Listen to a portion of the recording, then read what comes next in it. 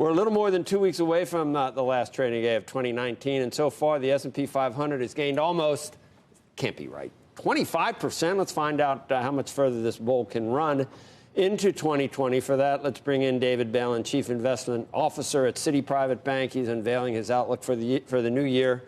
Excited to hear about your outlook. Does it imply multiples stay the same because of low interest rates, so it's earnings driven? What can we get more gains? Yeah, we can definitely get more gains in 2020, and principally because of, like what you said, earnings. It's not going to be multiple expansion. We're going to be in this sort of trading range for rates. Next year we expect the 10-year to go up to potentially 2.25. But the story is going to be earnings. We think that earnings can be up both globally and in the United States by about 7% or even more. And the reason is because manufacturers are under manufacturing what they need for consumer demand. In the United States, in Europe, even in Germany, all through Asia, consumer demand has stayed strong.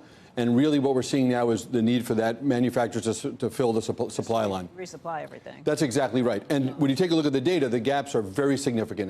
This is a real underperformance on the manufacturing sector. Everywhere? Everywhere. And that is the story, I think, that is underappreciated that we've seen in all of the information. So this year has been underwhelming for earnings, right? The markets have done well principally because of the fact that we started expecting that the Fed was not going to support the markets. The Fed has done a good job supporting markets and making the cuts, and those cuts have been global. So there's what's nothing supporting. to this idea that people were trying to buy things and export them ahead of any potential trade wars coming down? That's absolutely true. But when you look at all of that data, that's the anomaly. Of course, people are going to buy the day before tariffs are going to go up. But tariffs have been in place now for a year and change, and that's not the story anymore. So that's the underlying story. And all of what happens in manufacturing, even though it's a small percentage of the economy, ripples through to the service sectors and other sectors. And you saw that in the employment reports, even on Friday. You can't pick one data point, but the fact is that things are going to be a little bit brighter than people expect, and that could last for a very long time into 2020. Very long time into 2020. What, long enough to last into 2021? Yes, long enough to last into 2021. When you look at what the real risks are a major escalation in tariffs, a major bond problem somewhere in the world that is completely unanticipated right now. But we don't see areas of the market that are overheated. So let's take a look, for example, at housing. Right now, housing is running at half the rate it was in 2007 when it was overheated. It's not an overheated sector. And without overheated sectors, you don't have an immediate and imminent reason for a recession. Everyone this year, all of our clients have been sitting on the sidelines raising cash and have missed what is a 16% year for an average portfolio at Citi Private Bank. And next year, maybe it's going to be up, let's say, as I said, 7 or 8%. But, if we're going to be entering recessions, better to enter it with $108 rather than $100. And that's really what we're telling everybody right now. So what does Howard Marks, I saw this morning, yep. Market Watch. Stock market will breathe a huge sigh of relief if President Trump is reelected in 2020. Do you agree with that? And do you think there's risk there if he's not reelected? There really are risks regardless of the outcome of the election. I think that, the president in an unfettered second term may do more on the trade front that could be damaging. We just don't know.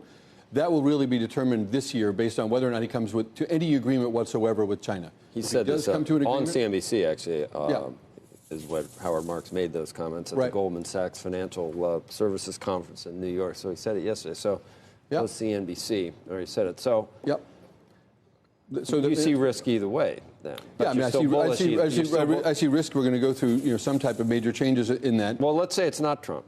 Right. It really depends upon. Okay, let's say it's Bernie Sanders. Right. Well, it's interesting. We just heard about the oil markets, right? And we just wrote about this. Ironically, if Elizabeth Warren or Bernie Sanders were to be elected and there were restrictions actually on oil production in the United States, ironically, the oil markets and oil stocks could do materially better than people expect. All right, well, that's a small part of right, but one that's been a real underperformer for the S&P. Okay, what about in general, though? Just the economy in general? Yeah, it really depends on whether or not they change tax policy. Tax policy has been very favorable. Obviously, they'd want to, but it would require a very significant change, in the government, and everyone have to agree on that. We think that that's an unlikely scenario. So that's not your biggest risk. The election isn't even your biggest risk for next year. That's exactly right. Trade is a far bigger risk, and our clients who are focused on the election, right, are already predicting who's going to win, are actually once again giving themselves a reason not to be invested in a balanced and global portfolio. The largest risk for our investors is to stay overweight the United States for the next 4 or 5 years. We've had a 10-year run. And that 10-year run has been terrific. But in no decade has that run been repeated. where the top performer stays the top performer. We think this is going to be really a But that's decade. not saying you think the U.S. is going to decline. No, You think I just stocks think that still there's go up from here? right. But people have been saying there's been other opportunities for a very long time. Take a look at our strategic return estimates, for example. In the United States, we expect 5 or 6% over a decade. But if you were to look at the emerging markets, it's now over 11% for the next decade that we expect per annum. And what's really underappreciated... Did you think that 10 years ago?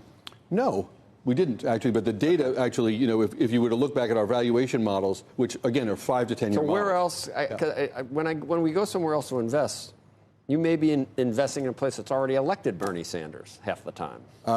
I don't know if there is a Bernie Sanders in Asia, but I would think So about Asia, I'm talking about Europe. Right. I mean, well, that's right.